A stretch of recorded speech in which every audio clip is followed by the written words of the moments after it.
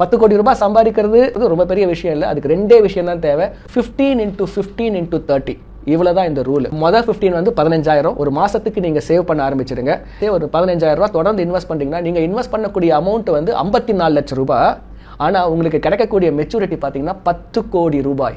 நான் சம்பாதிக்கிறதே 50,000 ரூபாய். நாங்க எங்க 10 கோடிக்கு நான் பிளான் பண்றதுனாக்கா இதுக்கு வந்து ஒரு சிம்பிளான ஒரு ரூல் இருக்கு. இது பாத்தீங்கன்னா 15 into 15 into 30 இவ்வளவுதான் இந்த ரூல். 15,000 into 15% 30 வருஷம். ஓகே. 15 முதல் 15 வந்து 15,000 ஒரு மாசத்துக்கு நீங்க சேவ் பண்ண ஆரம்பிச்சிருங்க.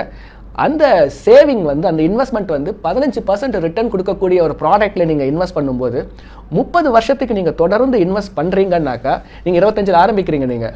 நீங்க 55 வயசு வரைக்கும் லெட்ஸ் சே ஒரு 15,000 ரூபாய் தொடர்ந்து இன்வெஸ்ட் பண்றீங்கன்னா நீங்க இன்வெஸ்ட் பண்ணக்கூடிய அமௌண்ட் வந்து 54 லட்சம் ரூபாய். ஆனா உங்களுக்கு கிடைக்கக்கூடிய மெச்சூரிட்டி பாத்தீங்கன்னா 10 கோடி ரூபாய். 10 கோடி ரூபாய் சம்பாதிக்கிறது கார்பஸ் சேர்க்கறது ரொம்ப பெரிய விஷயம் இல்லை. அதுக்கு ரெண்டே விஷயம் தான் தேவை. ஒன்று பேஷன்ஸ், 30 வருஷம் இன்வெஸ்ட் பண்ணணும். ரெண்டாவது டிசிப்ளின். ஒரு மாதமும் நீங்க 15,000 ரூபாய் இன்வெஸ்ட் பண்றது தொடர்ந்து இன்வெஸ்ட் பண்ணிக்கிட்டே வந்தீங்கன்னாக்கா 10 கோடி ரூபாய் நீங்க சுலபமா அந்த தொகையை நீங்க எடுத்துட்டு வந்துடலாம். பட் ஆனால் சார் இப்போ 15,000 15% வட்டி இல்லை அப்படிங்கப்போ 15% வட்டி கொடுக்க ஃபண்ட்ஸ் இருக்குது. 20, 30, 40 ஃபண்ட்ஸ்லாம் கூட இருக்குது. பட் அது வந்து கண்டிப்பாக volatile இருக்கும், மாறி இருக்குங்கப்போ 15% வந்து ஆவரேஜாக கால்குலேட் பண்ணியிருக்கலாம், இல்லைனா அது மேக்ஸிமைஸ் அப்படின்னு கால்குலேட் பண்ணியிருக்கலாம். ஈக்விட்டியை பொறுத்த வரைக்கும் long term average returns 12%. So equity அப்படின்னு சொன்னாலே பங்கு சந்தை வந்து அந்த ஒரு வாலட்டாலிட்டி அப்படின்னு சொல்லக்கூடியது ஏற்றம் இறக்கம் கண்டிப்பாக இருக்கும். இந்த ஏற்றம் இறக்கம் எப்போ இருக்குன்னா நீங்கள் ஷார்ட் டேர்மில் இன்வெஸ்ட் பண்ணும்போது 2 வருஷம் 3 வருஷம்னு இன்வெஸ்ட் பண்ணும்போது கண்டிப்பாக ஏற்றம் இறக்கம் இருக்கும். நீங்கள் 5 வருஷத்துக்கு மேலே யாராவது ஒருத்தர் இன்வெஸ்ட் பண்ணியிருக்காங்கனாக்கா அவங்க கண்டிப்பாக ப்ராஃபிட்டை தான் பார்த்துருப்பாங்க ஈக்விட்டியை பொறுத்த வரைக்கும். ஸோ நீங்கள் ஒரு நிதி ஆலோசகரை அணுகி பெஸ்ட் பெர்ஃபார்மிங் மியூச்சுவல் ஃபண்டாக இருக்கும், இல்லைன்னா குட் குவாலிட்டி ஸ்டாக்ஸாக நீங்கள் அதில் இன்வெஸ்ட் பண்ணீங்கன்னா மாதம் 15,000 ரூபாய் டைரக்ட் ஸ்டாக்காகவும் இருக்கலாம், இல்லை ஹை பெர்ஃபார்மிங். நான் என்னோட ரெக்கமெண்டேஷன் என்னென்னா மியூச்சுவல் ஃபண்டே எடுத்துங்க. அது ரொம்ப சேஃபாகவும் இருக்கும், டைவர்சிஃபைடாகவும் இருக்கும். ஃபண்ட் மேனேஜர் மேனேஜ் பண்ணுறாரு. உங்களுக்கு கண்டிப்பாக 15% ரிட்டர்ன் கொடுக்கக்கூடிய ஃபண்ட்ஸ் நிறைய ஃபண்ட்ஸ் இருக்குது மார்க்கெட்டில்.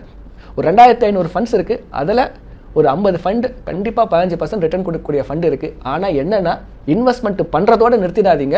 அந்த இன்வெஸ்ட்மெண்ட் நல்ல ரிட்டர்ன் கொடுத்துட்டு இருக்கான்னு ஒன்ஸ் இன் எவ்ரி 3 months 3 மாதத்துக்கு ஒரு முறை அந்த நிதி ஆலோசகர் கூட ஒரு ரிவ்யூவையும் சேர்த்து பண்ணிவிடுங்க. கண்டிப்பாக 15% பாசிபிள்.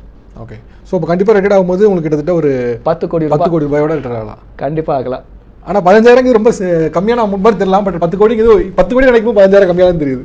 எப்பவுமே வந்து எந்த ஒரு விஷயமா இருந்தாலும் ஸ்டெப் எடுத்து வைக்கிறதாங்க கஷ்டம். அதுக்கப்புறம் ஜிம்முக்கு போனீங்கன்னாக்கா எல்லாரும் ஜனவரி 1 போவாங்க, 15ஆம் தேதி பொங்கலுக்கு அப்புறம் யாரும் போகிறது கிடையாது. அதே மாதிரி பார்த்தீங்கன்னா எக்ஸசைஸாக இருக்கட்டும், டயட்டாக இருக்கட்டும், இதே மாதிரி ஏர்லிஸ்ல நீங்கள் 15,000 சேமிக்கிறது தான் கஷ்டம். நீங்கள் அதுக்கப்புறம் பார்த்தீங்கன்னா உங்களுக்கு எப்படி ப்ரமோஷன் வந்துடும், உங்களுக்கு எப்படி இன்க்ரிமெண்ட் வந்துடும், போனஸ் வந்துடும். ஸோ அப்புறம் 15,000 சேர்க்கறது கஷ்டமாக இருக்காது. ஸோ அந்த 15,000 வருஷத்துக்கு சேர்க்கறது தான் கஷ்டம். அதை கண்டிப்பாக பண்ணிடுங்க. 10 கோடி ரூபாய் சேர்ந்துடும் உங்களுக்கு. ஸோ